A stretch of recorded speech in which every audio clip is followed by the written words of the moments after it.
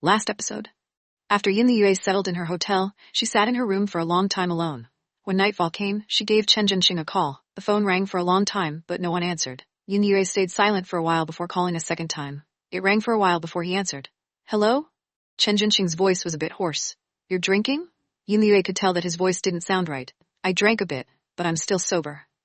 Yin Liyue didn't know what to say after hearing his words. Both sides were silent for a while before Yin Liyue said, Chen Jinxing, I like you. I know. And then? I told myself to give up on you, but I've thought a lot about this. I noticed that I still couldn't give up on you. What do you want to say? I don't know what I want to say either, Yin Liyue said. Even if you say nothing on the call, I am still satisfied. Chen Jinxing didn't respond even after a while. Yin Liyue said, Sorry. Why are you apologizing? Sorry for causing you so much trouble. I can't bring you happiness, but you can't get rid of me even if you want. Huh? Chen Jinxing. Huh? Chen Jinxing. Don't drink that much. It's bad for you. Good night. Yin Liyue had planned this vacation for a long time. The only difference was that whenever she captured beautiful scenes, she would send it to Chen Jinxing through MMS. After a few times, Chen Jinxing finally reacted. He replied, Don't send me these pictures in the future. Oh. Yin Liyue couldn't help but feel down when she saw the message. Who knew that her feeling only lasted a few minutes before Chen Jinxing sent her his account number and added, Add my WeChat. Yin Liyue didn't know how to describe the feeling of ascending to heaven all of a sudden. She glanced at the account number for a while, before she replied with trembling fingers, Okay. She actually obtained Chen Jinxing's account number. Every day after, Yin Liyue racked her brains to find a topic to talk to Chen Jinxing about. However, she didn't want to make it seem too intentional or too sensitive. Therefore, in a short month, Yin Liyue felt as if she ran out of brain cells. There were times when Chen Jinxing didn't even reply. She gradually went from messaging him every day to every other day, or every few days. Chen Jinxing responded sporadically. Today, Yin Liyue sent Chen Jinxing a message after she ended her call with her parents in a bad mood. I almost fought with my parents. Chen Jinxing still hadn't responded after a few minutes. Yin Liyue added, Because they want me to go on a blind date. This time, Chen Jinxing surprisingly replied, Oh, then go ahead. But I don't want to go. I rejected them. My parents have been brainwashing me for a long time. Did they succeed? No. A smile crept on her face again, because I have something more important to do. Really? Yes. Are you free tonight? Let's watch a movie. Chen Jinxing hadn't responded a long time after her message. Up until the evening did he suddenly call her. Hi. When Yin Liyue answered it, she noticed that her heart was thumping rapidly for the first time in forever. She didn't know why she was that nervous. Chen Jinxing replied on the other end. It's me. Yeah. It's better if I invite you to a movie. What time are you free? I'll come and pick you up. You're busy? Oh no, I am free in half an hour. I'll send you my location. Oh, okay. Long after Yin Liyue hung up, she still hadn't snapped out of her trance. After a while, she suddenly jumped up and rummaged through her drawers for clothes. Meanwhile, Chen Jinxing glanced at his call record. Under Yin Liyue's name was his father's.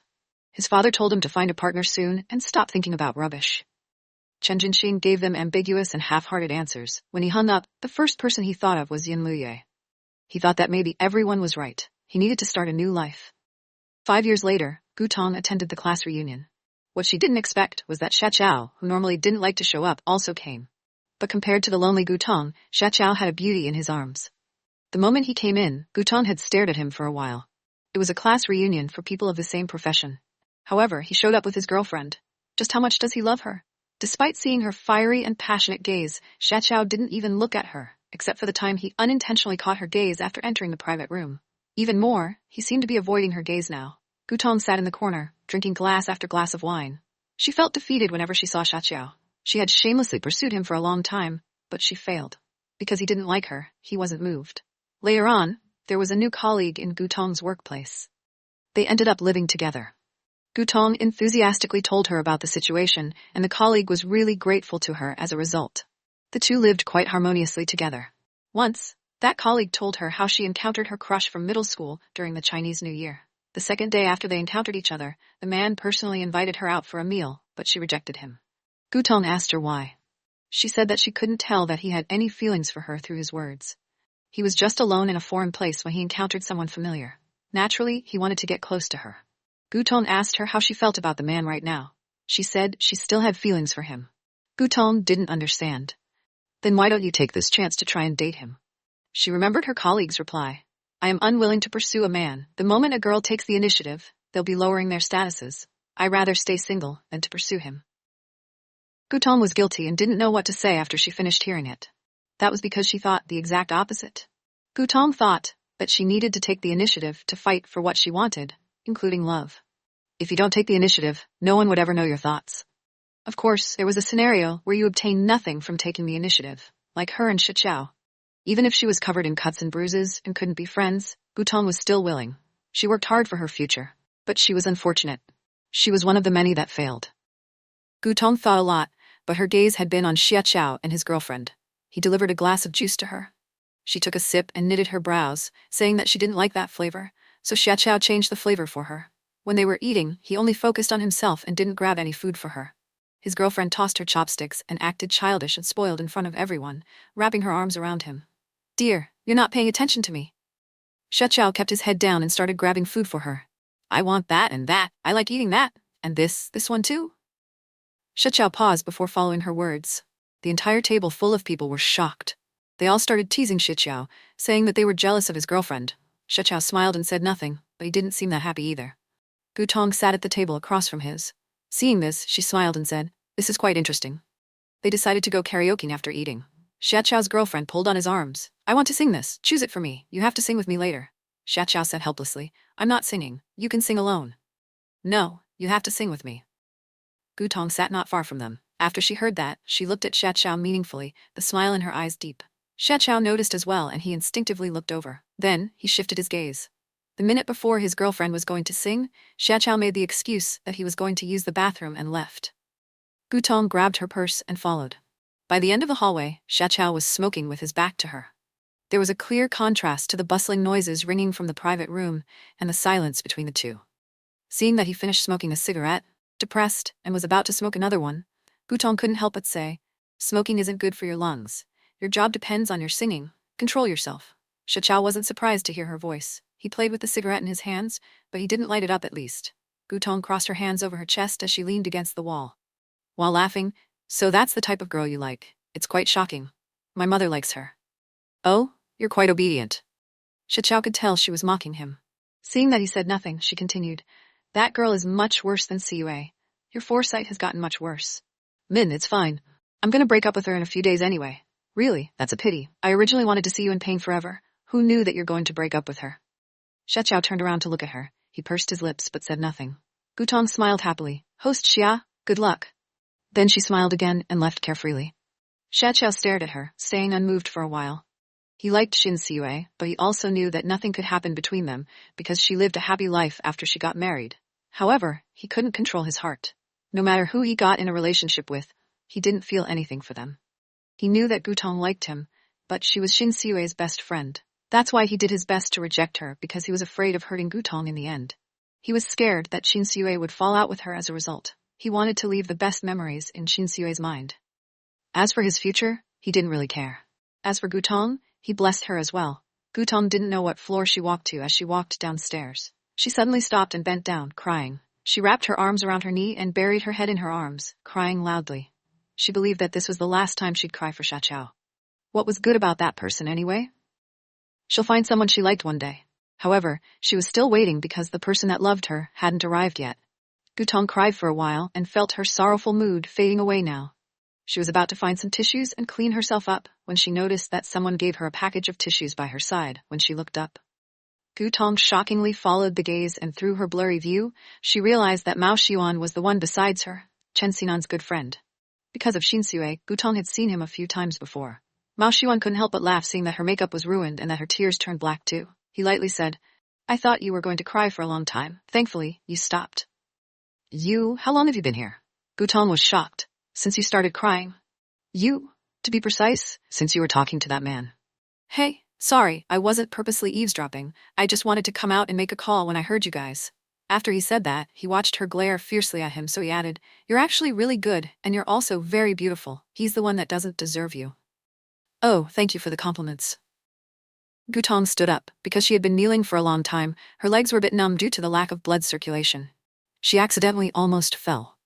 Thankfully, Mao Xiuan caught her quickly. Gutong couldn't help but tremble when she felt a pair of hands around her waist. Mao Xiuan looked down and stared at her for a while. He didn't even let go of his grip on her waist. Time seemed to be frozen here. Up until Mao Xiuan asked seriously, "Why don't we try to be together?" "Huh? Do you agree?" Gutong didn't react. You're being serious?" "Very serious. I've long wanted to get your contact info from Xin Haoyue." However, because of Zhuangzhe, it was kinda inconvenient for me to say anything. Gu Tong was speechless. She knew that Zhuangzhe was pursuing Zhuangqin. So you? I think that we are suitable for each other. If not, we can slowly work to become suitable for one another. Plus, I'm sure that I won't be like him. I won't make you cry. Gu Tong looked at him and blinked her eyes. In the end, she nodded for some unknown reason. Okay, let's try. Su Hei flew back home after completing her studies overseas, but with a wounded body. She had a boyfriend, who spent 4 years fighting alongside her. 2 days before her flight back home, she found out that her boyfriend had cheated on her, and it turned out to be with her best friend for many years. On that day, Su Hei went out, but she forgot to bring her phone along with her. Because of an urgent issue, she used a public telephone to give her boyfriend a call. But the one who answered was a woman. That voice sounded way too familiar to her. Hello? Who is it? Hello? Her best friend repeated twice in the call. Su Hei grasped the phone on her hand and gradually tightened her grip. She calmed herself down and held back the tears that were starting to swell in her eyes. Hello, Yuan Cheng is showering now. Please call back again if you need something. While Su Hei listened to the call, she could clearly hear some rustling noise coming from the background. She suddenly raised her head and smiled. Since when did her boyfriend need her best friend to help pick up his calls? Shower. Why did he need to shower? Su Hei grabbed a taxi and rushed off to Qian Yuancheng's hospital. The nurse on duty at the front desk told her, Dr. Qian is off duty today. Su Hei smiled again. Last night, he was the one who said he needed to work overtime and couldn't accompany her to buy some gifts for her parents. After Su Hei returned to her apartment, she gave Qian Yuancheng a call. This time he was the one who answered. Su Hei asked calmly, Where are you?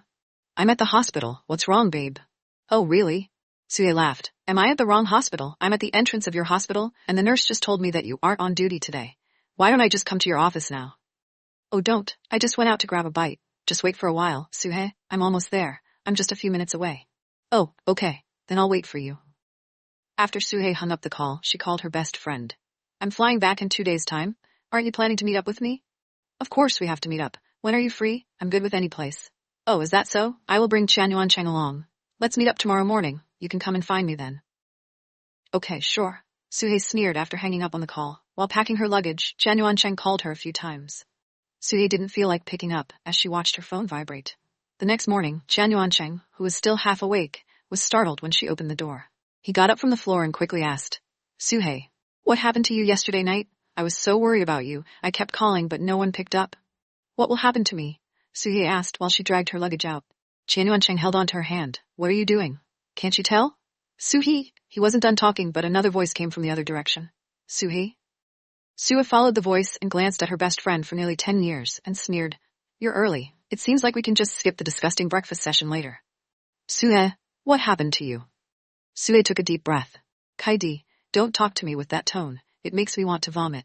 Since both of you are so fond of each other, then let me just generously fulfill your wishes, so the next time, you both won't have to cheat behind my back like sneaky thieves.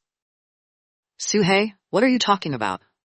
Qian Yuancheng, you clearly know how long you've been cheating on me. I've never asked about your whereabouts or even your circle of friends. This doesn't mean that I don't know anything.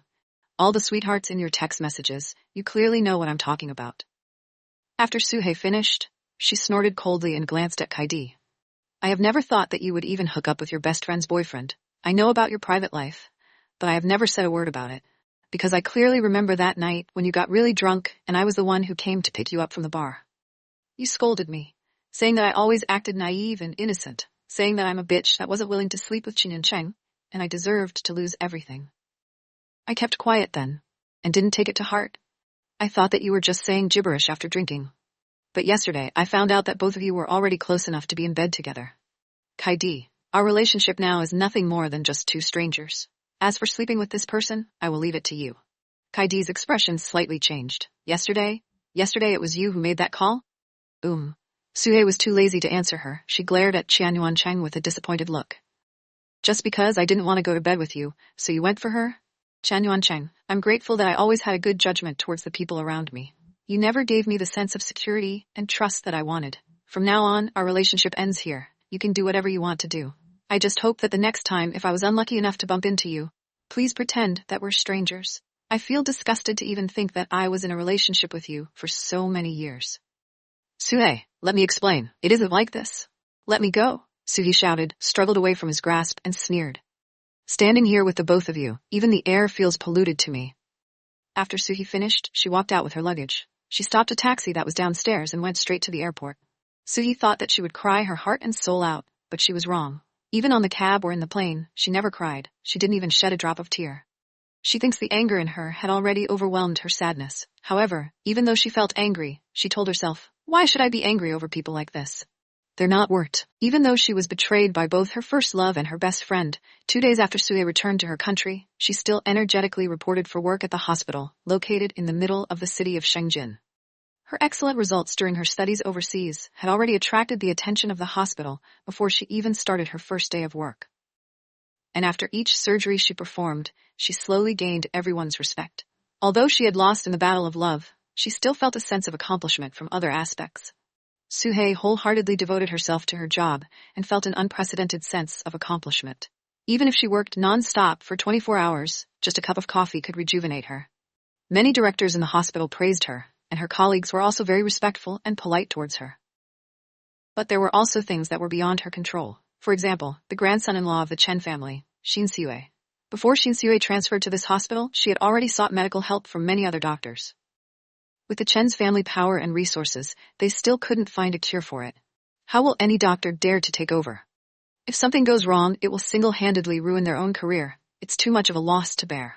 While this heated case was pushed around, it eventually knocked on Suhee's door. She could vaguely remember the president of the hospital personally inviting her to his office. He was being too polite and kept praising her about her professionalism and ability. Nothing comes for free. Recently, everyone had only been gossiping about one thing, the Chen family. Suhee didn't like to beat around the bush. When the president decided to take a sip of water from all the talking, she asked, President, could you please get straight to the point if you need something from me? I have an appointment with my patient in half an hour. The president smiled and said, Dr. Su, here's the case. There's a VIP patient coming in this afternoon. She's quite a special case because she is the wife of Sheng Xinan. She is also the daughter of the Xin family. Both families were not only prestigious, but they are also the... Suhee interrupted and said, So, are you planning to let me take over this case? Correct. You're young and full of potential. You've also just completed your studies. You are the most suitable candidate here. President, do I have the option to reject? No. That president smiled and said, I will pass you the details of Mrs. Cheng later. Take some time out to do some research on this. Later this afternoon, I will personally bring you along to welcome her. Suhee's lips curved up. She didn't know what to say. This case fell straight into her lap, totally catching her off guard. But it wasn't a pie. It was a trap. Suhee realized that it was really a big trap. She had done a lot of research about Xin Haoyue's condition, but she still couldn't find the reasons that made her unconscious. As days slowly passed, she felt devastated. She had already flipped through all the medical materials she had from dusk until dawn. She even discussed with her mentor that was overseas for more than 10 hours. But in the end, they still couldn't come up with a conclusion. Suhee was faced with a bottleneck situation. Just when she was the most frustrated and stressed, a particularly annoying person came. The thing that Suhee hated the most was when someone questioned her skills and ability. Xin Haoyue's brother, Xin Chancheng, broke into her office fiercely while she was massaging her temple due to a headache, as she cracked her brain to think about ways to wake Xin Haoyue. However, Xin Chancheng, who was wearing a black suit, arrogantly insulted her. After so many days, she still hasn't woken up yet. Are you sure that fame of yours is real or you just bought it with money, Dr. Su? After so many days, she still hasn't woken up yet. Are you sure that the fame of yours is real or you just bought it with money, Dr. Su? Suhee listened to that provocative insult. She frowned and looked up, trying her best to suppress her headache. Xin Chancheng, who was wearing a black suit, was looking at her condescendingly. Suhee already knew who this person was from the very first day. In Xin Haoyue's ward, she had met him a few times, just that the both of them had never had a conversation before, and now a fight was about to spark between the both of them. Suhee calmed herself down, with a polite smile on her face. Mr. Xin, could you please knock before coming in? Xin Chancheng was ashamed of his action after she questioned him. At first, when he heard about Dr. Su, who came back from overseas, and that she was very skillful, he dumped all his hopes onto her. But after so many days, Xin Haoyue still showed no signs of waking up. Xin Chancheng was desperate, so he barged in suddenly without even knocking on the door. When he wanted to apologize for his rude actions, Suhee stood up and said, As for the fame that Mr. Xin felt skeptical about, I don't think you have to worry about that. Since I have taken over the patient's case, I will have my own ways to cure her. So Mr. Xin, if you're still this rude on our next encounter, I wouldn't mind asking the president to escort you out from here. I still have unfinished work to do. Can you please get out of here? You, Mr. Xin, can you please get out? It was the first time in Xin Chancheng's life that he realized how merciless women can be when they're pissed off. Is there anything wrong with what he said? He was just concerned and unintentionally doubted the doctor's ability. Is she being much more reasonable? And it's all his fault? Xin Chuncheng walked out from the room without looking back. He murmured in his heart, I really do underestimate women. As for Suhei, after he left, she no longer smiled and looked slightly angry. Whether she had the skills or not, he didn't need to question it. It was like she was trying to prove herself. Suhei put all her energy and effort to research Xin Sui's condition. Unfortunately, a month has passed, but there was still no progression at all. In the ward, after she did her regular checkup, Chen Xinan asked eagerly, Doctor, how is it? Suhei didn't know what to say, so she just shook her head. Xin Chuncheng finally speaked. He was standing beside and watched her closely, as if he was afraid that she would harm his sister. Suhei knew whenever he spoke, it would not be something good. As expected, Xin Chuncheng said, Dr. Su, if you still can't cure my sister, I will request for another doctor. Suhei kept the stethoscope back into her pocket and spoke without looking back at him. It is up to you. However, I would just like to kindly remind you about Mrs. Chen's condition. We are all aware of this. If she can't wake up here, the results will still be the same, even if you transfer her to other hospitals or ask for another doctor. Unless she wakes up by herself. Suhei, what you've just said is clearly nonsense. I have always told the truth. You have the option to consider about what you want to do next, Mr. Xin. After Suhei finished, she said to Chen Xinan, Mr. Chen, I will head back to my office first. If you need anything, you can send someone to notify me. Okay. Before Suhei left, she glanced at Xin Chuncheng, his eyes filled with contempt. Xin Chuncheng was so angry over this woman's ridiculous attitude. Even a few times later, when he took the initiative and asked her about Xin Sui's condition, Suhei sarcastically said, Chief Xin, whatever I say is just pure nonsense. Are you sure you want to listen to me? Women can be so scary. After several failed attempts, Xin Chuncheng knew what to do. Whenever he saw her, he would just watch from a distance, and would not engage with her. A miracle happened after Xin Sui was admitted in the hospital for a little over 2 months. One day, when Suhei was preparing to do more research on Xin Sui's condition, right after she switched on her computer, Xin Chuncheng rushed in. He knocked on the door this time. Please come in. Suhei raised her gaze and was surprised to see that the one who opened the door was him. Mr. Xin, so this time, what is it that you want to inquire about? Suhei, my sister woke up, come quick. What? Suhei was surprised. She woke up, she finally woke up.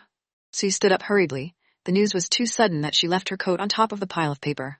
Suhei didn't have the time to take care of it. She ran to Xin Sui's ward, and really saw that she had woken up. She looked at Chen Xinan and Xin Sui in disbelief, then glanced at Xin Chuncheng that was standing beside her. Xin Chuncheng held down his excitement while he stared at Xin Sui.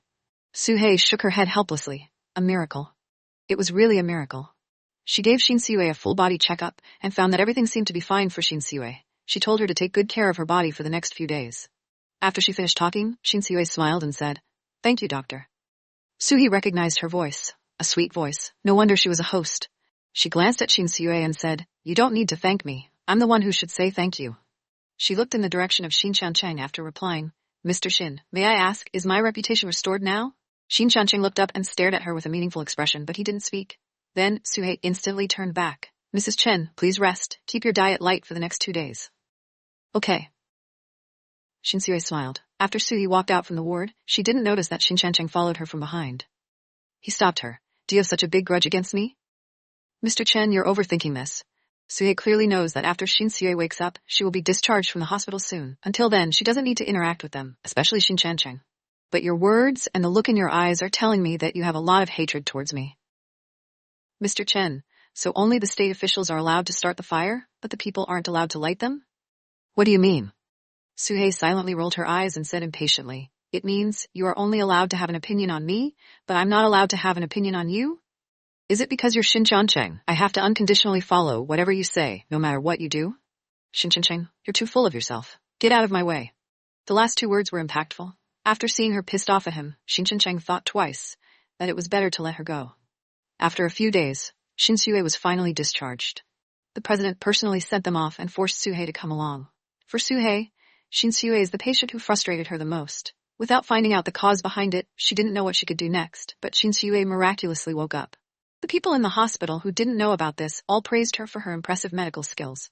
At that moment, she crossed her arms and said, as she suppressed the urge to roll her eyes at them, What impressive medical skills are you talking about? She didn't even put them to show. Suhei was depressed for a few days because of this, doubting her skills every single day that she planned to further pursue her studies. That night when Xin Sui was discharged, she invited Suhei to attend her celebration. Suhei planned to attend after her surgery in the afternoon, since that night she didn't have to work overtime. After that, she saw Xin Chuncheng already waiting for her at the hallway after she came out from the operation room. I've waited for half an hour. Are you done yet? His impatient tone. Suhei was already exhausted. She immediately answered him with a frustrated tone. I'm sorry to have troubled you. I'm not ready yet. How long more do you need? I don't know. Suhei swallowed her anger and said. The surgery in the afternoon was already very difficult. The operation was also nearly ruined by the rookie nurses. Fortunately, the patient was saved in time. All was good now. She was on the verge of unleashing her anger onto someone else. The surgery was completed an hour more than the expected duration, which annoyed her. Please be fast, I will wait for you. Sui stopped and glanced at him. Forget about it. I'll feel bad if I let you stand here and wait for me. Suhei, can't you talk nicely? I'm in a bad mood. I don't feel like talking, she replied. I, Xin Chancheng, have never seen such an ungrateful person, Xin Chancheng said angrily. Suhei didn't feel sorry at all. You don't need to thank me for broadening your horizon. You? Suhei left him there, went back to change and prepared to clock off. It was already past 8 now. She only ate a little in the afternoon and hadn't had anything since then. She was as hungry as a bear during spring. As soon as she left the hospital, Xin Chancheng followed her from behind with his car. Suhei just ignored him. Get into the car, Xin Chancheng commanded her. Suhei stopped in her steps, glared at him and said, If you weren't the one who came to pick me up tonight, I might attend. Unfortunately, it is you. I'm afraid that I have to disappoint Mrs. Chen tonight. I don't feel like getting into your car. You don't have to follow me. You annoy me. Tsk, ungrateful bastard. Thanks for the compliment. Xin Chancheng was so angry. After waiting for so long, he was rewarded in this manner. He was frustrated, but he didn't want to head back like this, so he drove around for some time before heading back disappointedly. When Xin Haoyue asked about her, Xin Chancheng made up an excuse and said, she has surgery to do. The thing that he didn't want to admit was that he couldn't even handle a woman. A week later, Xin Chancheng received a call from Xin Haoyue, saying that she had prepared a gift and was planning to thank her attending doctor, Suhei. So, she asked Xin Chancheng to personally deliver it to Suhei. When did Xin Chancheng become an errand runner? Xin Chancheng still remembered the woman's bad attitude that night. Xin Haoyue smiled and said, Brother, please help me. I need to take care of Anan. I'll let Sinan take the gift to the company and pass it to you. She didn't wait for Xin Chancheng to make up any excuses and hurriedly hung up the phone. Xin Chancheng ended the call and thought to himself, this is the last time. When Shen Sinan brought the gift over, he said straightforwardly, If you like a woman, you have to stand up for yourself. Don't let my wife worry about you all the time. What kind of joke is this? Xin Chancheng immediately retorted, Who said that I'm chasing after a woman, pursuing her? Shen Sinan, are you joking? Whether it is a joke, you know for yourself. Xin Chancheng was fuming with anger. Why would he chase after Suhei? She has a terrible temper and is way too prideful. She deserves to be single.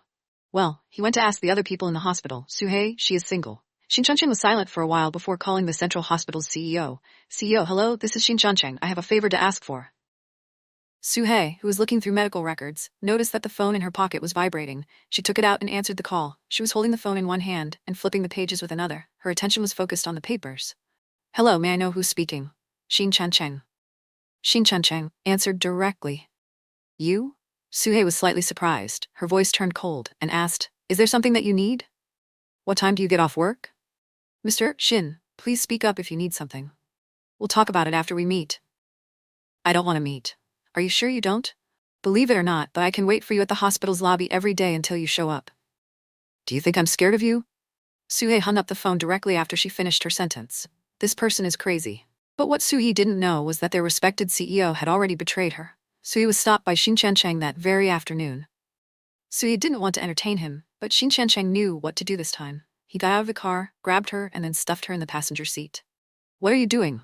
Can you just be mindful of your actions? This is the entrance of my hospital. I still have a reputation to protect. Xin Chancheng fought back. How about my image? After speaking, he started the car. There has never been a woman who made me wait. Suhei sneered. Oh, so I should feel honored? Xin Chancheng pursed his lips and said nothing. Suhei sneered again. Xin Chancheng, what do you want to do with me? Do you like me? You're overthinking this. Xin Chancheng's gaze was fixated ahead. There's a thank you gift for my sister in the back seat. I am just responsible for delivering the gift. Oh, troubling President Xin to deliver a gift, how privileged of me. If it wasn't for my sister, do you think you would have such a privilege? Suhei smiled. I know where I stand. I don't need you to remind me. Suhei, you always have to challenge a person's temper. Is this part of your personality? Suhei glanced at him, smiled very nicely and said, You should be honored too. I only challenge you. Just because he had crossed her during their first conversation. Since then, she had remembered this hatred. If the way I spoke offended you, I apologize. Xin Chancheng wasn't going to quarrel on with a woman. I don't accept it. Suhei. It's useless even if you shout my name, and if it's possible, please don't come looking for me again in the future. As soon as Sue finished, her phone rang. She looked at the screen and smiled mockingly. How could I have forgotten to block him? With that, Xin Chuncheng saw her hang up the phone with his own eyes and then directly blocked the number. Xin Chuncheng caught a glimpse of the contact's name. Boyfriend. Xin Chuncheng frowned and blurted, Your boyfriend? It's my ex-boyfriend, Sui corrected. Xin Chuncheng's brow furrowed even more. Why haven't I heard you mention him? Haha, Sui smiled. Mr. Xin, are we that close? Whether I have a boyfriend, why should I mention it to you? Besides, he is just a scumbag. If I mention a cheater like him, wouldn't it just be downgrading myself? Xin Chuncheng's face turned dark when she finished the first half of her words, but when he heard her talk about her ex, he knew that she had no feelings for him anymore, and his complexion improved slightly. He agreed, You shouldn't keep in contact with a person like this. Sue looked at him and said with a smile, Xin Chuncheng, why are you so concerned about what's going on in my life? Xin Chuncheng glanced back at her without speaking. Sue gleefully said to herself, Let me guess, do you like me? If you think so. The smile on Suhe's face froze when he finished saying this. Realizing her sudden silence, Xin Chuncheng couldn't help but glance at her again. Unexpectedly, Suhe solemnly said, We're not possible. Don't waste your time on me. When Xin Chuncheng heard this, his expression also turned serious, and he asked, Why? I don't want to date anyone at the moment. Xin Chuncheng laughed. Once bitten, twice shy.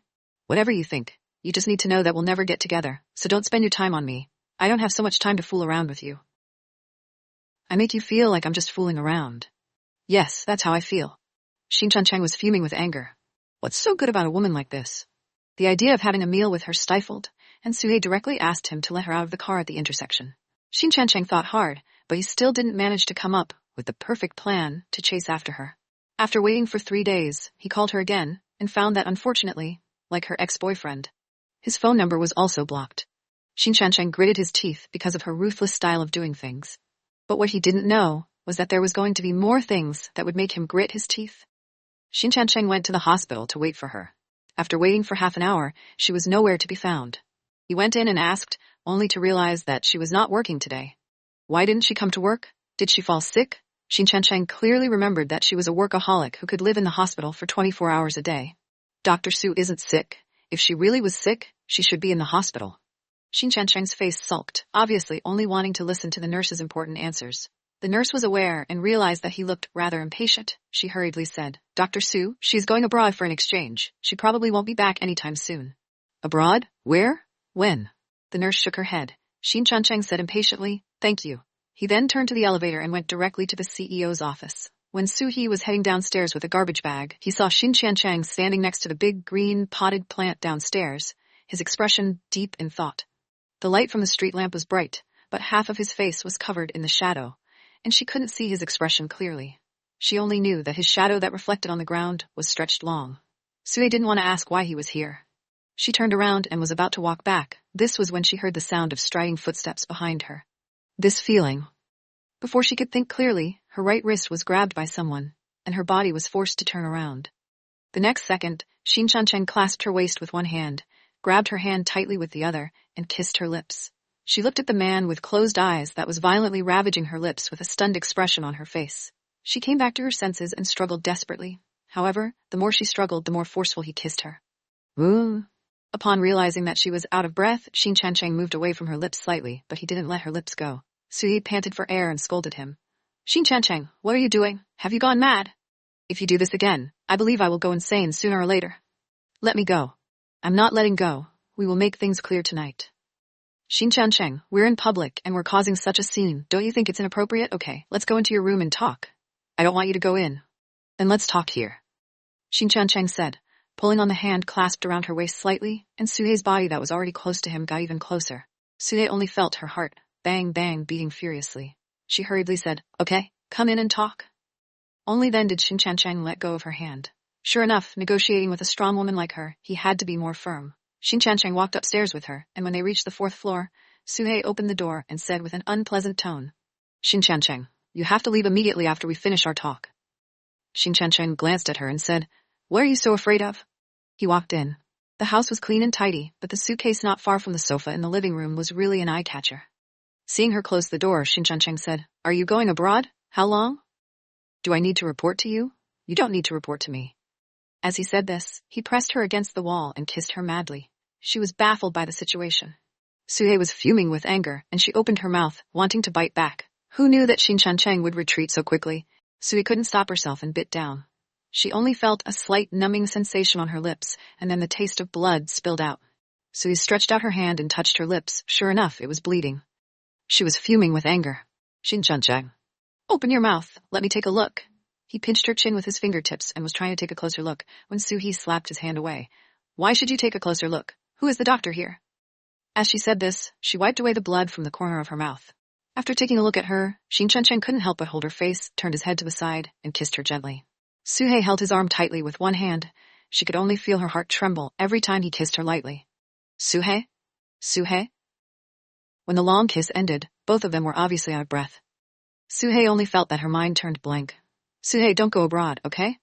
Xin Cheng was firm. This was the first time he spoke to someone in such a pleading and gentle tone. Not okay? Suhei looked up at him and said, the procedures are all done. I must go. Xin Cheng had no choice but to compromise and said, how long? 1 year, or even longer. She had the intention to stay there to further her studies. Okay, I'll wait for you. Xin Cheng, you're going to wait for me. Yes, I'll wait for you. Before I leave, I won't acknowledge that you're my boyfriend. Are you still willing to wait? Yes. I don't know how long I'll take. Also, I have no plans of getting married in the near future. It's okay, I'll wait for you. Xin Cheng, are you crazy? Yes, I've gone crazy. I'm crazy over you. Suhei, what is going on in your mind? The instructor's question brought Suhei back to her senses. Suhei smiled. Professor, it's nothing. The professor took off her glasses, looked at her thoughtfully, and said, it's been so many years, have you not forgotten Chen Yuancheng? In the same industry, Chen Yuancheng was fairly accomplished. Suhei's mentor had seen him before too. It's just that after seeing Chen Yuancheng, she said to Suhei, you two aren't suitable for each other. You deserve someone better. At that time, Suhei was busy with her research. She didn't have the time to care about these things, so she said, Professor, no one knows what will happen in the future. After, as Suhei's mentor had said, the two were really not suitable for each other. Thanks to her mentor's reminder, otherwise she would have almost forgotten about this person. Suhei smiled and said, Professor, I've let go of this matter a long time ago. I wasn't thinking about him. Then, who are you thinking of? I'm thinking of Xin. The name that was about to come out from her lips was suddenly swallowed back down. Thinking of those kisses that night, Suhei shook her head and said, I'm not thinking about anyone. Her instructor smiled meaningfully. When you're free, bring him over to meet me. Suhei smiled, but she didn't answer. It won't happen. These few years she had no plans to return to China. It was Suhei's 3rd year abroad. Chen Yuancheng and Kai Di sent her a wedding invitation. She heard that Kai Di was 3 months pregnant. Suhei looked at the wedding invitation, and then threw it directly into the trash can. She really hopes that they would stay lovingly together forever. On the night of Chinese New Year, it was snowing rather heavily. There wasn't enough food in Suhei's apartment. She was planning to go to the supermarket to get some food and have hot pot alone. When she went downstairs, she saw a black car parked in her community area. She took a second look and saw the car door open and a tall man in a black jacket came down. Suhei stopped in her steps. She watched him slowly walk towards her. Xin Cheng took off his gloves, touched her cold red cheeks, and said, Happy New Year. Suhei sniffled and asked him, Why are you here? Isn't it a holiday in China? Yes, I told my parents that I'm coming here to chase after my wife, so they agreed. Suhei blinked and immediately retorted, Who is your wife? I'll take it slow. You will be my wife in the future. Xin Cheng, you're being overconfident. Well, I'm no better than you.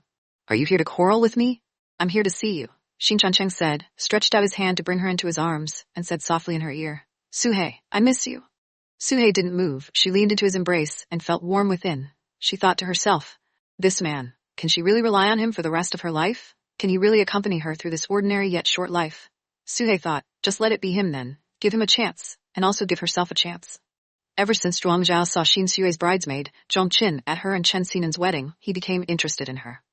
He originally considered the fact that since Zhong Qin was Chen Xinan's wife's best friend, he shouldn't try to do anything with her. After all, he knew that with Chen Xinan's pampering of his wife, if anything happened between him and Zhong Qin, Chen Xinan would definitely be on his wife's side. He'd get justice for his wife's best friend, and he knew that he'd definitely suffer as a result. But he already planned on letting Zhong Qin go. The latter was the one that showed up in front of his doorsteps. He went to attend a certain company's products news conference within the circle, and the host was Zhong Qin. She wore a white-collared long dress that hugged her body tightly, outlining her sexy figure. With her 10-centimeter white high heels, her legs seemed to go on forever, and it made her waist appear skinnier. Zhuang Zhao admitted that he was a superficial person. He sat in the first row during the news conference. His attention was on her perky breasts and her skinny waist. Of course, her long, slender legs as well. When it ended, Zhuang Zhao searched for her in the lounge room. She was just taking off her pearl earrings in front of the mirror. Zhuang Zhao entered after knocking on the door. He smiled and introduced himself. Hello, we met before. I'm Chen Xinan's friend, Zhuang Zhao. Although Zhang Qin hadn't taken a proper look at him on the stage, she naturally noticed his unadorned gaze. Zhang Qin didn't have a favorable impression of him. Therefore, she politely smiled and asked, Do you need something? You are a good host. Why don't you give me your number and I'll invite you as the host of my company event the next time there is one. Thank you. After Zhang Qin said that, she added, Sorry, I'm going to change my clothes now. Can you please go out?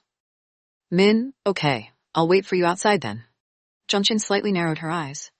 That wasn't what she meant. What she meant was for him to leave directly. She didn't want to see him, but she completely neglected the degree of Zhuang Zhao's shamelessness. She was unwilling to talk or call him. However, he was still able to find her job place and even got her phone number. He waited every day at the company for her on time. He gave her his personally made breakfast and lunch, and even gave her flowers and desserts. Everyone knew about it with this great fanfare. In the end, despite Zhuang Zhao pestering her for a month, Zhang Qin was still unmoved. Today, Zhuang Zhao blocked her in front of her apartment. Zhang Qin was startled by his sudden appearance. How you know that I'm here? If I, Zhuang Zhao, want to find out something in Shenzhen City, it's easy as pie. Right, so I can actually sue you for violating my privacy. Zhang Qing, are you heartless? I gave you flowers and food every day, but you don't react in the least bit? I did. Why wouldn't I react? Zhang Qin took out her keys as she opened her door. My reaction is that I dislike it very much. I dislike your actions. Please don't send me these things in the future. Hey, The more Zhuang Zhao heard, the angrier he was. When was he that considerate towards a woman? He disliked her words more and more. This led him to forcibly kiss her due to a whim. Who knew that got him a slap? Zhuang Zhao watched as her chest heaved up and down. He licked his lips and asked, How's that? I already kissed you? If you're unresigned to this, you can kiss me back. Zhang Qin reached over to wipe her mouth as if she was disgusted with him. Zhuang Zhao, I'm not playing with you. I can't afford it. You best stay far away from me. Since when had Zhuang Zhao been treated by a woman like this? Normally, he just waved his hands at a bar and countless women would throw themselves in his arms. Who was Zhang Qin? Therefore, on his way back, Zhuang Zhao cursed out loud with every curse word he knew. When the car stopped, he clenched his teeth and exclaimed, Zhang Qin, you win. Zhuang Zhao entered the bar. When the manager saw him, he hurriedly walked over and greeted respectfully. President Zhuang, open a private room for me and then find a few young and beautiful women. They need to have sexy figures. Yes, President Zhuang, this way please. Zhuang Zhao buried his head down and took a huge gulp of wine. The manager brought in 3 beautiful women. Their skins were whiter than snow, and they were tall with curvy figures. Most importantly, they had skinny waists. But when Zhuang Zhao placed his arms around a woman and wanted to kiss her, he noticed that she had applied a few layers of red lipstick. He lost his interest right away, and he hurriedly pushed the woman to the side. Then, he looked at the other 2. They both wore heavy makeup. When he kissed Zhang Qin, he noticed that she didn't apply makeup at all. Her lips were soft and very sensual. Why did he start thinking about her again? Zhuang Zhao pushed the other woman whose arms wrapped around his to the side annoyedly. He shouted, Scram! Get lost already. President Zhuang. President Zhuang. Zhuang Zhao took out a huge pile of red Chinese yuan from his pocket and tossed it on the table. Leave quickly after taking this. The 3 beautiful women happily divided the money out before leaving, while taking several last looks back at him. Zhuang Zhao drank alone moodily. The more he drank, the more upset he became. He drove around mindlessly and went to an even more livelier bar to continue drinking. However, he called Chen Xinan along to drink too. Chen Xinan, if you're my friend, then come out and drink with me. I'm with my wife. Since he got married, Chen Xinan rarely came out to fool around with them. Although he rarely did it in the past as well, they could occasionally see him. Now, wanting to see him was much harder than seeing Zhang Qin. Zhuang Zhao was in an incredibly bad mood. He couldn't tolerate dog food. Damn it, you think you're cool because you have a wife? Women are nothing, okay? I don't even want one. Thankfully, Chen Xinan was good enough of a friend and came to drink with him. Chen Xinan had a hunch as to why Zhuang Zhao acted the way he did today. Therefore he asked, Which woman are you interested in this time? A university student? Or a famous model? Or an underage girl? Zhuang Zhao choked and chugged down wine. He then braced himself and exclaimed, I'm interested in my sister-in-law's best friend, the one I saw at your wedding last time. That Zhang Qin. Heh. Chen Xinan exclaimed meaningfully. What's that supposed to mean? Chen Xinan downed wine and said directly, Then it's game over for you. Don't pursue her. Are you still my friend or not?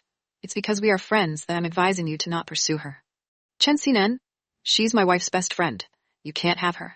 Don't waste your efforts. Is there anyone that looks down on their friend like you? Zhuang Zhao was angry. But didn't the truth prove that you failed at pursuing her? Chen Xinan stabbed him casually. Otherwise, why would you be in the mood to drink here? Zhuang Zhao was speechless. The truth exposed, right? That woman didn't give him face in the least bit. Chen Xinan was right, but Zhuang Zhao was unresigned. He didn't believe that he couldn't pursue that woman. The next time, like usual, he waited for her at the company building. However, he arrived a bit late. By the time he came, he noticed that Zhang Qin had already driven away. Zhuang Zhao followed along and in the end, noticed that she actually made plans with Xin Haoyue to eat. After that, they decided to go shopping. Chen Xinan couldn't find his wife, so he called Zhuang Zhao. He gave him the address. The two met up and then watched the girls shop from afar. They didn't disturb them either. The two went upstairs and causally ate. Of course, only Chen Xinan was the idle one. Zhuang Zhao was clearly very unhappy. Chen Xinan took a sip of the group and asked, "Are you being serious or you're just doing this for fun?" Zhuang Zhao wanted to blurt, "I'm being serious." However, it went against his heart. He was unable to say that. Chen Xinan replied indifferently, "Look at you. You're not even sure whether you're being serious or just fooling around. How could you possibly pursue her? You've heard of the saying that birds of a feather flock together, right? My wife wants me to be devoted to our marriage. I can't even think about looking at another woman. Of course, that's not the type of person I am. But you're different. You always fool around. I think it'd be strange if my wife's best friend would agree to being with you, given your glorious past." Zhuang Zhao was made speechless by Chen Xinan's words. He knew that he had past records. He played with women at the speed of him changing his clothes. He wasn't sure whether he was serious with Zhang Qin or not. He just knew that he wanted her. When the two saw that Xin Haoyue and Zhang Qin were getting ready to head back, the two then showed up. Zhang Qin wanted to tease the couple when she turned to see Zhuang Zhao standing behind Chen Xinan. Zhuang Zhao was wearing a black short-sleeve shirt, and he was looking at herself with bright eyes. Zhang Qin thought that this was a terrible feeling. Therefore, she hurriedly said to Xin Haoyue, "Haoyue, since someone is picking you up, I'll be going now." "Oh, okay." Xin Haoyue naturally understood. However, the moment she just left, Zhuang Zhao hurriedly followed behind. Xin Haoyue couldn't help but call, "Zhuang Zhao." Zhuang Zhao turned and hurriedly said, "Sister-in-law, I'll treat you out for food next time when I have time." Xin Haoyue was speechless. While holding Xin Haoyue's things in one hand, Chen Xinan held her hands in another. While walking, he said, "Just let them handle their matter. Let's not intervene." Xin Haoyue recalled back to Zhang Qin's words and still felt worried. After Zhuang Zhao chased after Zhang Qin, he stopped her. "Wait, let me take you home." "Thanks, but there's no need. I drove here. Then you can take me." Zhang Qin lowered her head and looked for her wallet in her bag. Zhuang Zhao was confused. "What are you doing?" Zhang Qin took out $200 from her wallet and shoved it in Zhuang Zhao's hands.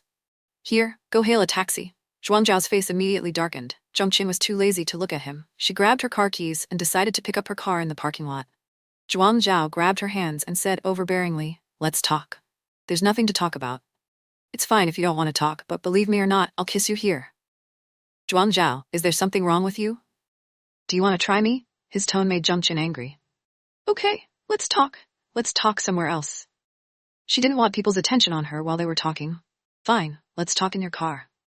Zhang Qin took in a deep breath and told herself that it'd be over after she made it clear with him. When they got in the car, Zhang Qin looked ahead and said, "I believe I don't have much of a charm. Plus, you don't fit the criteria for my other half. You don't fit it at all." "The criteria for your other half?" Zhuang Zhao chuckled when he heard this. "We're not young anymore. You're acting like a young girl with a dream guy." Zhang Qin sighed. "This is the difference between you and me. We are unable to communicate normally. We're impossible. If we're just dating, then that's fine, but we're not suitable for marriage. My parents are honest and steady workers. I have an ordinary family too. Yet you're a wealthy second generation. My parents will definitely disagree. I know that it's better to marry someone of the same background." Seeing that Zhuang Zhao was about to retort, Zhang Qin hurriedly said, "Let me finish talking. Plus, even if we're not getting married and just dating purely, I'm not interested, nor do I have the energy to. You know that we're not young anymore. If we break up in the future and I didn't have much feelings for you, then that'd be fine. But if I really give my heart to you, I won't have the energy to start a new relationship from scratch. Zhuang Zhao, I'm not as fearless as you. I don't have the energy to put myself through all this work." Zhuang Zhao was silent for a few seconds and said with certainty, "In the end, you're just afraid of falling in love with me. You just can't afford to lose, right?" "Right, I'm just afraid." Zhang Qin laughed softly. "Are you sure you're just not interested in me on a whim? Do you really plan to get married with me after pursuing me, and then live a steady life with me?" "Zhuang Zhao, I'm not stupid. How long has it been since we knew each other? It's unbelievable that a playboy like you would fall in love with me at first sight. You might encounter another woman that interests you even more in a bit. By then, you'd forget about me.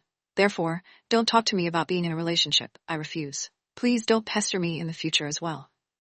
I don't want anything to do with you." Zhuang Zhao noticed that she was really worthy of being a host. She has a way with words. He couldn't even find a way to retort. "Okay, since you've already said it to this point, then I'd be the one lowering my status if I keep pestering you. I can have any woman I want. Who are you?" Okay, remember your words. After Zhuang Zhao was ruthlessly kicked off the car, he almost wanted to smash her car. However, with the last dignity he had, he angrily left. Zhuang Zhao said that he wouldn't disturb Zhongqin anymore, and he did keep his promise. Since the second day, he stopped giving her flowers and preparing meals for her, bringing it to the company. Zhongqin's colleagues noticed that for 3 consecutive days, she hadn't received any flowers and whatnot. After getting off work, there wasn't a luxurious Lamborghini waiting for her anymore. As a result, they started coming to her and wanting to get some information. Zhongqin, what's with you and that Zhuang dude? Is it over between the two of you guys? Zhongqin wanted to ignore, but ended up explaining. He's just doing this on a whim. We weren't together from the start. Really? Zhongqin, I admire you so much. You can actually withstand the temptation. Although he has a strong background and he's handsome, I heard that he's always in the bar with his group of wealthy second generations. He's famous for his way with women. You made the correct decision to reject him. Zhongqin smiled faintly when she heard this, not wanting to continue this topic at all. Of course, there were some that felt it was a pity. Zhongqin, why didn't you grab this opportunity? Who is Zhuang Zhao? He's a wealthy man. You should have captured his heart and get married to him. That way, you'd become a wealthy and noble madam. You wouldn't need to work so hard then. Not everyone wants to be a wealthy and noble madam. At the very least, Zhongqin didn't want to be one. After a few more days, Xin Haoyue called her to ask about her and Zhuang Zhao. At that time, Zhongqin had her phone on speaker as she was doing yoga. She said indifferently, "What could happen? It wasn't like anything was going to happen." Xin Haoyue asked, "He didn't come to look for you anymore?" "I already made it clear with him. Why would he come look for me? If he does, wouldn't it make it seem like he is shameless?" Xin Haoyue couldn't help but laugh. "Why do I feel like you two are just squabbling? Why would I squabble with him? It's not worth it. It's better if I work hard. In the future, if I meet someone I like, I'll marry them. If I don't, I'll just stay single for life. That's pretty good too." "Don't babble nonsense. You'll definitely meet someone." Zhongqin sighed. "I think that I'm past the period of time of dating. I don't care whether I get in a relationship or not. Taking your words, it's all up to fate." Xin Haoyue couldn't say much. She decided to leave it to fate as well. What Zhongqin didn't know was that ever since Zhuang Zhao was rejected, he started basically living in bars and playing with women more often. His friends were flabbergasted by his actions. In the past, he had done this before, but he had never done it like this. Today, Zhuang Zhao was drunk and was carried to the guest room by his friends. They even considerately called for a beautiful woman to look after him. She wore a strapless super short dress, and his hand slid up the woman's thigh. He rolled over and pressed her underneath. In the end, as he was about to lower his body to kiss her, he noticed that he was unable to do so. He rolled to the side annoyedly and exclaimed, "Get lost!" That woman wore a shocked expression. Her instinct was that he couldn't do it. She got up, disdaining him. She arranged her clothes and walked out as she murmured to herself. Zhuang Zhao rolled over and buried his head into his pillow. He noticed that his mind was on the woman that made him angry. Zhuang Zhao was sullen because of this for a few days. One night, his friends invited him to drink. After drinking for a while, he dismissed the women there. Hesitating between his words, he asked, "How do you make a woman surrender to you?" His friends laughed right then. Someone teased, "Whoa, buddy, you're trying to create a harem and become the emperor? Get lost. No one thinks you're a mute if you don't talk. Be serious. I'm being serious." His buddies laughed for a while without a care before asking, "You're not being serious, are you?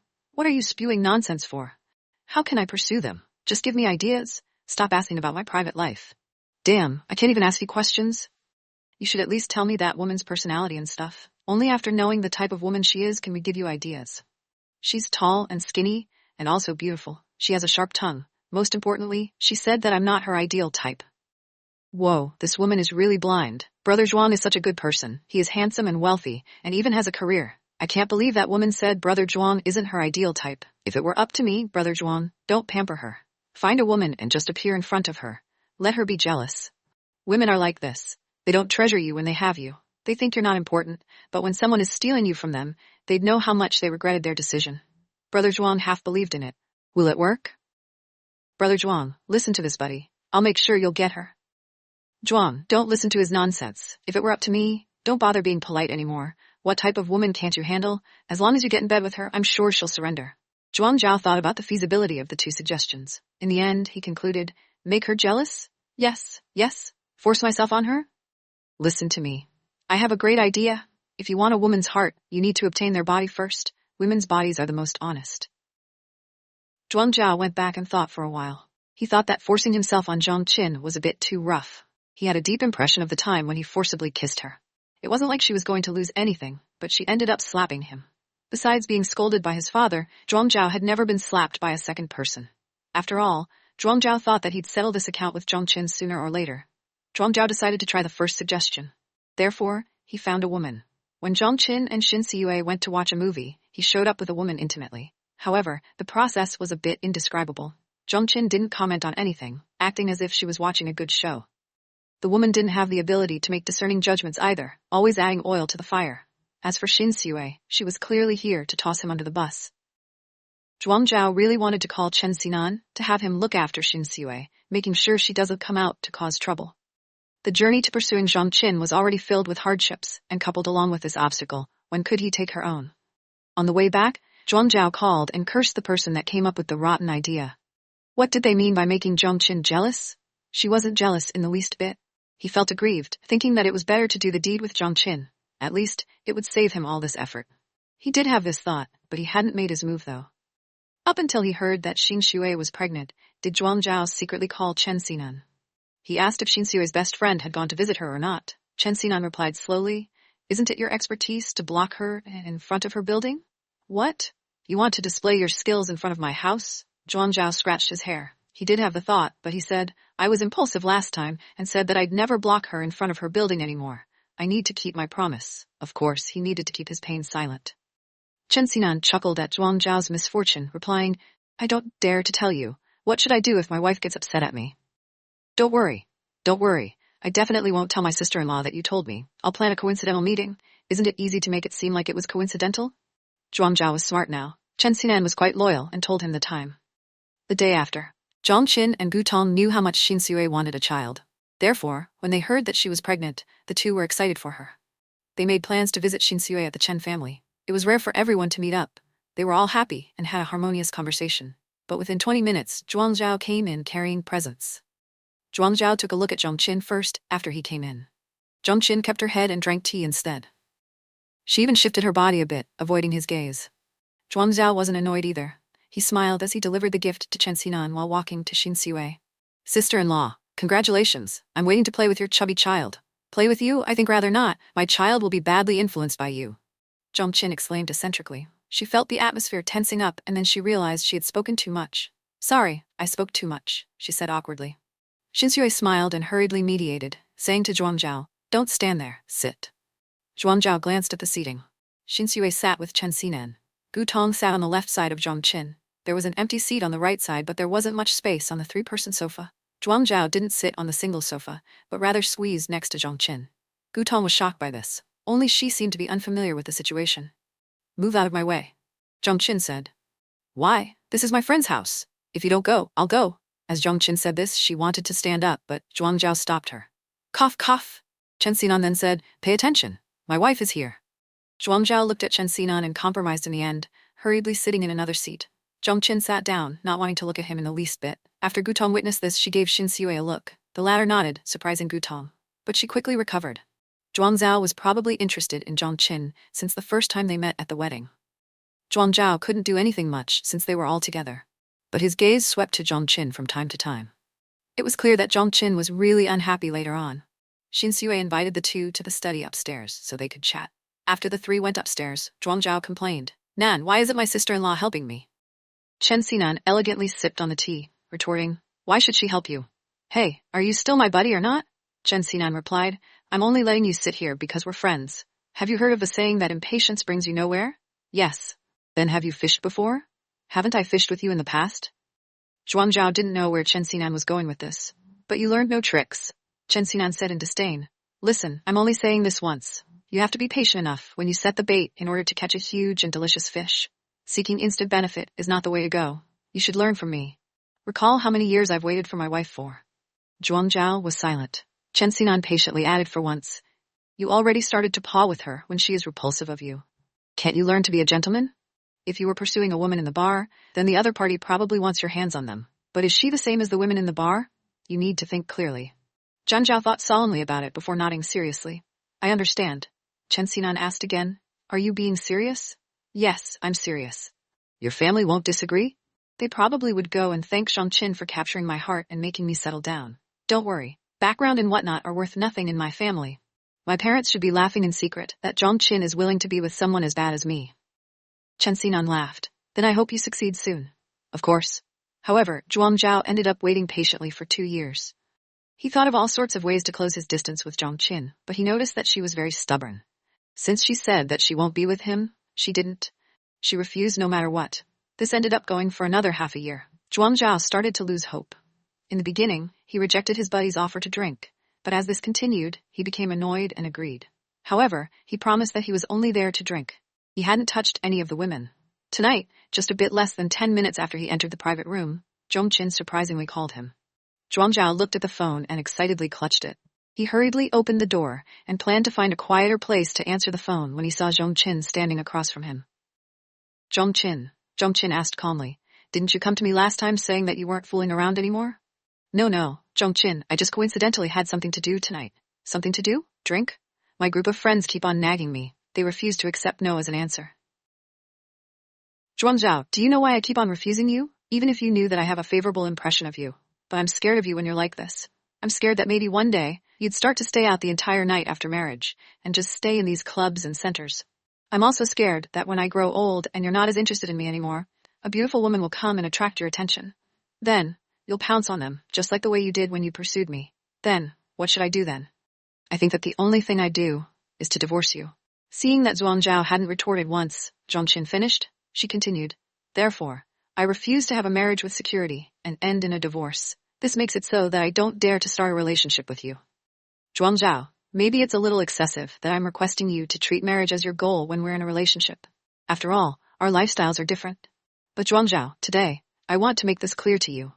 I will never agree to date you unless you clean up your past, your friend circle, and change your habits. I think we really don't need to be wasting each other's time."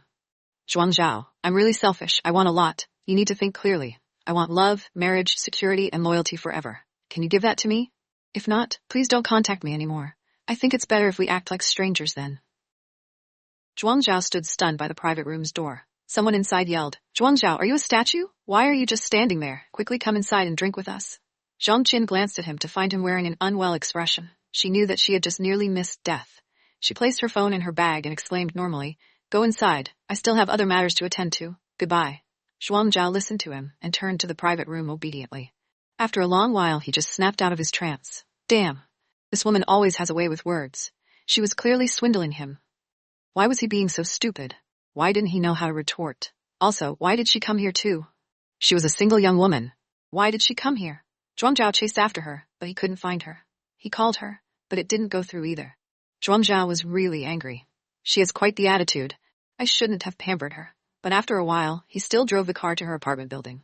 Seeing that she came back in a black Audi, Zhuang Zhao got out of the car and walked over furiously. "Zhongqin, why are you?" After she finished, Zhongqin turned to exclaim to the colleague in the driver's seat, "Thank you. Be careful on your way back." However, Zhongqin had no idea what happened just now, for it happened so quickly. Zhuang Zhao walked around her and dragged her colleague out of the car, beating him fiercely. Zhongqin tried her best to stop him, but Zhuang Zhao refused to let go. "You said all that nonsense to me just before because of him, right? He even sent you back home this late. You feel safe being alone with a guy? Zhongqin, you're really brave." "Zhuang Zhao, stop it. Are you crazy? I'll become crazy sooner or later because of you." "Zhuang Zhao, stop it. Stop hitting him." In the end, one landed themselves in the hospital and the other in the police station. After Chen Xinan brought Zhuang Zhao out, he sneered. "Look at you. You beated someone without asking anything. Zhuang Zhao, you're really acting like a child." There were no injuries on Zhuang Zhao's face. That was because Zhongqin's colleague was a soft man.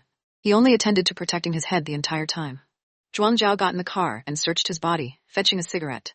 In a solemn expression, "I do feel quite regretful after I calmed down. I was too impulsive before. I don't even know how to face her now."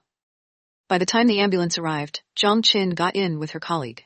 He recalled the desperation in Zhongqin's eyes as she said, "Zhuang Zhao, it's better if we never encounter each other." Zhuang Zhao took a harsh puff of the cigarette. Damn, why was it so troublesome to pursue a woman? Zhuang Zhao didn't have the face to meet Zhongqin, nor did he know how to solve the tense situation between the two of them. Later on, Xin Haoyue gave birth to a chubby son, but she fell into a coma as well. When Zhuang Zhao went to visit Xin Haoyue, he encountered Zhongqin a few times coincidentally, but the latter didn't even spare him a glance. Zhuang Zhao was dejected. He was thinking about how to let Zhongqin forgive and accept him. Later on, there was a turn for the better. Xin Haoyue woke up. The night that she was discharged, Zhuang Zhao was really excited. He was much better than the party involved, Xin Haoyue. This was because Chen Xinan hosted a small party, giving him an opportunity to get along with Zhongqin. Zheng Qin went to the bathroom halfway through as Zhang Zhao followed her, blocking her in front of the bathroom door. Zheng Qin, let's make up. Zhang Zhao exclaimed. President Zhang, you must be drunk. I'm not. I'm very awake. Zheng Qin, let's be together.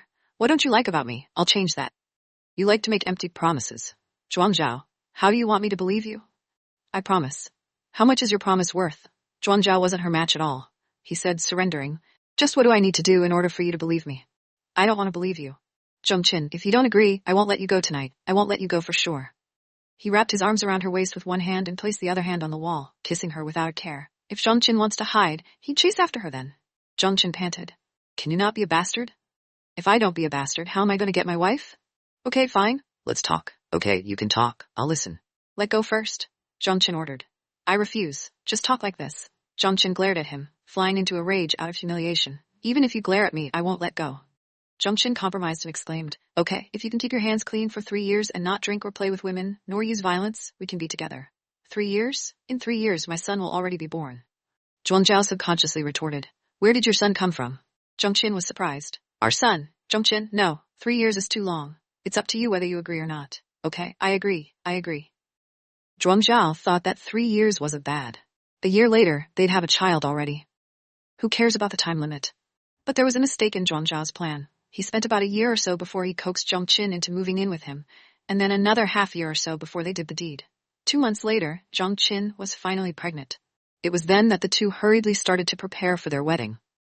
Compared to Zheng Qin's parents' unhappiness, all the elders in the Zhuang family were exceptionally delighted, planning out a luxurious and grand wedding. As for Zheng Qin and Zhuang Zhao, in Xin Haoyue's words, they had finally gotten together after all the torment they had put each other through. Maybe in the future, the two would continue to quarrel and fight, but the future obstacles were no big deal since they've decided to be together. Mo Bei knew that he was a faithful person. In terms of faithfulness, it actually meant that he was an infatuated person. He wouldn't fall in love easily, but once he did, he was hopeless and would do anything for them. When he graduated from high school, he got together with committee member Wen. That committee member Wen was beautiful and amusing. Most importantly, she had good grades and relationships with other people. She also had a lot of talents and skills. She attended the school performances, ranging from singing, dancing, or even a piano performance. Mo Bei was attracted by her talents right then. There were lots of people that liked her, but Mo Bei thought that she only had a favorable impression of him. It was just his first awakening of love. Therefore, he allowed himself to be free and let himself get into a relationship. However, it seemed like this was an one-sided love. During college, the two were in different places, and one could count on fingers the number of times they've met each other. They originally chatted on the phone every day in high spirits, but as time progressed, it gradually stopped. During the first half of the semester in sophomore year in college, Mo Bei skipped class and headed towards the girl's place alone, planning to give her a surprise. In the end, he waited the entire day and night under her dorm building, but she wasn't there. He called her to find out that her phone was turned off. Her roommate saw that he was still waiting there, so she exclaimed out of kind intentions, she also has another number that she frequently uses. Do you want me to try and call her for you? It was then that Mo Bei just found out she had a new contact number, but she had never told him about it. Seeing that he was still waiting, her roommate thought that he was a pursuer, so she said, you don't need to keep on waiting here actually. She went out with her boyfriend, and I heard she'd be staying out the entire night too. Who knows how long you would have to wait here. Mo Bei felt as if he was struck by lightning right then. Her boyfriend. He was here right now. Which other boyfriend was she planning to stay the night out with? Mo Bei didn't believe this. He waited the entire night bitterly. The night was cold, and he felt his heart coldening too. Mo Bei lost hope the second day. Mo Bei found out how hilarious his love was when she came back with her arms wrapped around another man and kissing him as if no one was nearby. What he didn't expect was that the relationship ended with his first love, making him a cuckold. Mo family's elders did their best to stop the two after finding out the two got in a relationship for 3 months already. Mo Bei was scared that she'd be upset and worried, so he didn't dare to tell her. He endured the family's pressure on him by himself. Later on, Mo family's elders didn't need to wedge in between their relationship as Mo Bei broke up with the girl without another word. From then on, he seemed to give up on women and lived a calm and peaceful life. Up until he met Sheng Wenyang when he was abroad undertaking advanced courses. She was the second person that he gave his heart to. He was attracted by Sheng Wenyang at first sight. She was beautiful and elegant, smart and outstanding. She was just like him. They both had the same hobbies and would work hard for their beloved. Sheng Wenyang was really like a warm sun. She sprinkled warmth and sunlight in his lonely life abroad. He liked her. His love was more unforgettable than his first love. But later on, he just realized how humble he was in this relationship. He did everything he could to become closer to Sheng Wenyang. He helped her, giving her everything that he thought she needed. But when he confessed to her, Sheng Wenyang told him harshly that she liked someone already. Mo Bei originally thought it was just an excuse to reject him. But Sheng Wenyang said something that stabbed his heart. I never mention my boyfriend in front of you, but that doesn't mean I don't have someone I like. I never mention him because I'm scared that I become weak when I think of him. I'm scared that my heart will soften and return to go find him. I didn't contact him either because I didn't want myself to think of him too much. I don't want to hear his voice because if I do, I want to return to his side immediately. Mo Bei was covered in cuts and bruises by her confession. Who knew that Sheng Wenyang continued to say, you know him too? Who? Chen Xinan. Mo Bei laughed. He asked her dejected, why are you sure that I know him? You're also from Shenzhen City. Everyone knows him there. Mo Bei, the man I love, is a very outstanding person. You can't compare to him, and I never thought of letting him go either. I went abroad for him. There was nothing more heartbreaking than being attacked after the confession failed. Mo Bei's heart had truly shattered into countless pieces. He wanted to call Chen Xinan to verify Sheng Wenyang's words, but he was scared of hearing the ruthless truth. He wanted to forget about Sheng Wenyang, but she still treated him like usual. Mo Bei, although we can't be lovers, I hope we can be very good friends. He cursed himself for being weak a lot of the time. He couldn't have her, so why couldn't he let her go? He just couldn't. He kept her every action and smile in his mind. He really felt as if he was poisoned deeply. He thought that as long as he still had a heart and feelings for Sheng Wenyang, he would never give up loving her. One time, Zhuangzhao hosted a welcoming dinner for him when he returned. Mo Bei escaped from his family's clutches, who urged him to get married. By the time he arrived, he saw that Chen Xinan actually came in advance. He wasn't in the mood to respond to Zhuangzhao's teasing, nor did he want to babble nonsense. He just wanted to ask Chen Xinan the question. Is Sheng Wenyang your girlfriend or not? While they were playing mahjong, he looked at Chen Xinan and carelessly mentioned Sheng Wenyang. When Zhuangzhao asked Chen Xinan who Sheng Wenyang was to him out of curiosity, Mo Bei responded mockingly before Chen Xinan could reply. She said she's your woman. After Mo Bei finished his words, he waited for Chen Xinan to clarify this. Who knew that Chen Xinan actually exclaimed, since you're that close to her, why don't you go verify whether it's true or not? Mo Bei's expression fainted, and he looked at Chen Xinan a bit complicated. On the way back, Zhuangzhao even told him that he shouldn't steal his friend's woman. He said something along the lines of, there were so many women in the world, so there was no need to toss a decade's worth of friendship away for a single woman. Mo Bei retorted, however, I'm not you. I don't play with women at the speed you change your clothes. She's different from all the women you know. After that, Mo Bei sighed heavily, clearly not in a good mood. Zhuangzhao knew that Mo Bei and Chen Xinan had similar personalities. They wouldn't fall in love that easily. Obviously, Mo Bei wouldn't be in a good mood since he finally found someone that he liked, but that was Chen Xinan's woman. Zhuangzhao advised him to think it through before doing anything. However, Mo Bei wore a dark face because he couldn't tell what Sheng Wenyang's relationship with Chen Xinan was. Later on, Mo Bei returned and lied to Sheng Wenyang, saying that Chen Xinan found a new woman. To be honest, he didn't really lie. He heard that Chen Xinan frequently ran to a city because there was a woman that he cared about there. When Sheng Wenyang heard this, she immediately shook her head. No, he wouldn't do that. He likes me, and he can only be mine. Mo Bei asked, can I not replace him in your heart? Mo Bei, I like him. No matter how good you are, you're not him. Mo Bei felt that his heart was really stuffy. Later on, Sheng Wenyang kept her return hidden from him. Mo Bei only found out later on. She said something about coming back to attend the anniversary of the founding of a school, but that was just for Chen Xinan. Unexpectedly, Chen Xinan really did have someone he liked. That was Xin Haoyue. Sheng Wenyang even personally went to a city for Chen Xinan. By the time Mo Bei rushed over, Sheng Wenyang was already dejected after receiving the shocking news. In the hotel, Mo Bei glanced at the lifeless Sheng Wenyang and said in hatred, he already made it so obvious and clear to you. Are you going to persist doing the wrong thing? Sheng Wenyang laughed bitterly. What else can I do besides continuing to do the wrong thing? Mo Bei, I've worked so hard all these years for you. Now that I came back shouldering achievements and fame, he's not mine anymore. Do you want me to let him go now? I can't convince myself. I can't do it. What else do you plan on doing? Intervene between the two and become Chen Xinan's mistress? This was the first time Mo Bei said such harsh words. Sheng Wenyang stood up, her reaction intense. She argued, who is a mistress? Who is? Chen Xinan was clearly mine. Xin Haoyue was the one that seduced him when I was abroad. It was Xin Haoyue.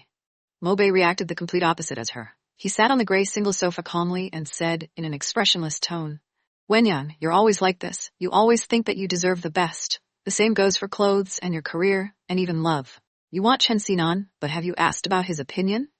I just recalled that you probably didn't even ask him if he likes you when you left the country, right? As expected, Sheng Wenyang's expression turned worse when Mo Bei said that. He chuckled, mocking himself for being stupid. He was actually fooled by Chen Xinan and Sheng Wenyang. He softened his tone and said meaningfully, Wenyang, since he could hold that news conference in front of everyone, it means that you're nothing in his heart. Why bother lying to yourself? I'm not lying to myself. Sheng Wenyang raised her voice. Chen Xinan should have been mine. I just left the country, but why did everything change when I had come back? Mo Bei, this shouldn't have happened. This shouldn't have. Time can change a lot of things. Wenyang, give up. Chen Xinan likes Xin Haoyue. No, it's not my style to give up before trying. Even if I failed after trying, at least I wouldn't feel ashamed. Mo Bei glanced at her determined gaze, and then he suddenly laughed. Sheng Wenyang, what about me? What have you treated me as? You think that I'd be like Chen Xinan and wait foolishly at my original spot for you, no matter how far away you are? Is that so? At this moment, Mo Bei seemed to realize that he could never replace Chen Xinan and walk into Sheng Wenyang's heart. He was just like Sheng Wenyang. He was stupid and obstinately persisted in going about things the wrong way too. Therefore, as the elders consistently urged him, he half-heartedly agreed to meet the best marriage candidate that they had meticulously chosen for him. The first time Mo Bei saw her, he was uncertain. You're the person that they chose for me? That girl blinked her round and big eyes, her eyes sparkling. She thought about it before asking, who are they? After being with a woman as smart and mature as Sheng Wenyang, Mo Bei was unable to process what was happening when he encountered this childlike woman for the first time. He directly asked, Are you an adult? Of course, I'm already 20. Mo Bei glanced at her smooth and round face. Because of her bangs, it made her look younger. She seemed to understand the questioning gaze in his eyes. She smiled and exclaimed, You don't believe me? You can look at my ID then. As she said this, she actually lowered her head and rummaged through her bag for a while before finding her ID. What Mo Bei thought of was, she has two very deep and cute dimples when she smiles. Hey, look, I'm actually 20. Mo Bei grabbed the ID without saying anything. The profile was the same as the figure in front of him. He looked at it for a while before reading. Nian Wei Cheng. Min, right, everyone likes to call me Cheng Cheng. Mo Bei glanced at her pure smile and he froze. Then, he said meaningfully, Nian Wei Cheng, underage? Then, her smile froze. However, Mo Bei laughed out loud. Mo Bei felt nothing towards this underage girl. However, he didn't dislike being with her either. She was pure and innocent, revealing her emotions on her face. Just like how she angrily ate her steak, stabbing at it because he had called her underage. Mo Bei knew that she was purposely making the noises, so he also said purposely. Before I came, my grandmother told me that I'll be seeing a beautiful woman with great upbringing and manners, but... She hurriedly lifted her head to look at him and asked nervously, Am I not beautiful? Mo Bei met her sparkling and dewy eyes, and then he looked at her features. She was delicate-looking, and when she wasn't talking, she was quite sweet-tempered and gentle. Therefore, Mo Bei responded honestly, You're beautiful. When Nian Wei Cheng heard him complimenting her, she felt proud and smiled happily. I knew it, since I'm so beautiful. Do you want to like me? Pfft. Mo Bei felt like he was getting old. Otherwise, why did he feel like he couldn't catch up to this young girl's thoughts? Later on the way back, he asked for her phone number. Of course, he was just doing this so that he could report back to his family. But she wasn't stupid either. She retorted, What about your number then? Mo Bei looked at her, not really wanting to give her his number. I already told you my number, so wouldn't it be unfair if I don't get your number? Mo Bei stayed silent. Give me your number, I promise to not disturb you. Mo Bei couldn't tolerate her acting cute, so he shoved his business card in her hand in the end. She placed it inside her wallet delicately, as if treating a treasure. Mo Bei looked at her but said nothing. But after she got out of the car, he looked at the unfamiliar chain of numbers on his phone. He named the contact, underage girl. What Mo Bei didn't know was that she was incredibly clingy. She was clearly lying when she said that she wouldn't disturb him if there weren't any serious matters. She called him 2 to 3 times a day, and sometimes even more. Each time, she was able to hold the conversation happily. Mo Bei didn't even understand why she would feel happy talking about trivial daily matters. He stayed with her to eat, shop, buy gifts, and watch movies. But he couldn't replace Chen Xinan in Sheng Wenyang's heart. Likewise, Nian Weichen couldn't replace Sheng Wenyang in his heart, even if he got in a daze whenever he saw her splendid smile. Sometimes, Mo Bei wondered if he should tell her the truth sooner, after seeing how innocent and pure and worry-free she was. But, because Sheng Wenyang had come to look for her, he didn't have time to attend to Nian Weicheng. Sheng Wenyang's company was about to push out a series of jewelry designs. The theme was, Couple Forever. Sheng Wenyang had drawn the designs out, and she wanted him to give an opinion. Mo Bei pointed out several things before Sheng Wenyang immediately went to change it. Therefore, when he picked up Zhuang Zhao's call, he was still with Sheng Wenyang. Mo Bei thought that it was just a gathering of friends. Thinking that Sheng Wenyang hadn't eaten and that she met his friends before, he asked about her opinion before taking her along too. Who knew that coincidentally, Chen Xinan and Xin Haoyue were both here? Sheng Wenyang and Xin Haoyue had gotten into a fight in the past, so Mo Bei didn't want them to meet. He tried to relieve the nervous atmosphere by saying, I was held up by some things, so sorry for coming late. Amongst the group, someone with poor hindsight exclaimed, Bays, I bet you were just busy with your woman. I heard that lately, you've been caught in frame with a young girl. I guess you brought her over for us buddies to take a look at. Mo Bei's expression immediately darkened. He didn't dare to look at Sheng Wenyang. He didn't know whether she would care or not, or whether she'd be jealous or angry. As for Sheng Wenyang, who was present, her expression stiffened too. Mo Bei shouted, Eat your food and shut your mouth. Clearly, this was an awkward meal, but Mo Bei was surprised that such a proud woman like Sheng Wenyang would actually tolerate this grievance for Chen Xinan. Chen Xinan was already with Xin Haoyue, so why couldn't she let him go? Sheng Wenyang's mood was unstable. Mo Bei waited at the hallway outside the bathroom for a few minutes to see Sheng Wenyang coming out with teary eyes. He said, Sheng Wenyang, wake up. You can't win, Xin Haoyue. Why? What's the reason? She retorted calmly. Because Chen Xinan doesn't love you. Mo Bei said, if a man was at least interested in a woman in the least bit, they wouldn't just ignore the woman and not ask about their well-being all these years. Since when did he care about your life, work, and company? When? Not even once. Wenyang, look at how much he adored and cherished that woman. You two are impossible. Sheng Wenyang refused to look at him, stubborn. However, she still had teary eyes. Mo Bei glanced at her slightly trembling shoulders, not bearing to say anything heavy anymore. Mo Bei had been waiting for her to give up. Up until the news of Chen Xinan getting married had spread, she still didn't give up. But when he saw Sheng Wenyang asking to meet Chen Xinan in front of the building, he didn't know what it felt like to have a broken heart anymore. Or maybe his heart was just numb. He didn't feel as bad to hear her crying heartbreakingly.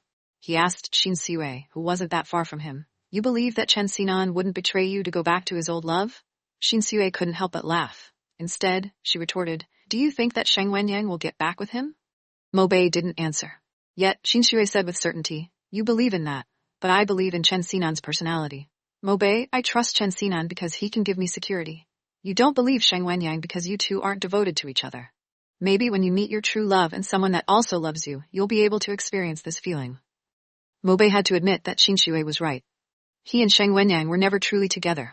Later on, he saw Chen Xinan and Xin Haoyue leaving the restaurant lovey-dovey. Mo Bei purposely reminded Sheng Wenyang, Do you see that?